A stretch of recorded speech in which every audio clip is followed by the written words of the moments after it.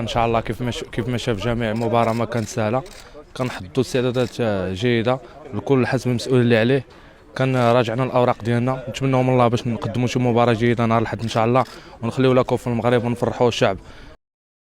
بطبيعة الحال كما تعرف جميع الشوط الأول سال في مصر. بالنسبة لنا الشوط الأول سال في مصر. عندنا إن شاء الله المقابلة ديال العودة في الملعب ديالنا وقدام الجماهير ديالنا. الهدف والأعين ديالنا على اللقب إن شاء الله. عام كله حنا تنجتهدوا تنخدموا على بحال هاد النهائيات، وبالنسبة لنا ماتش مصيري في الحياة ديالنا ولا العائلات ولا الجماهير ديالنا المغربية ولا الودادية.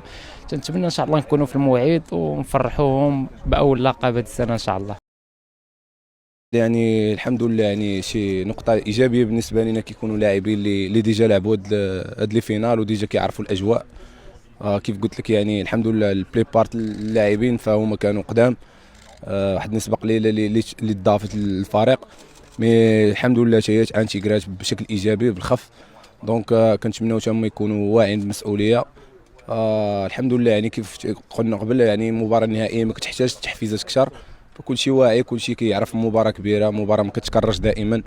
دونك الحمد لله كل شيء واجد، كل شيء مساعد ان شاء الله باش نديروا لو ماكسيموم ان شاء الله باش نفرحوا ونديو لاكوب ان شاء الله.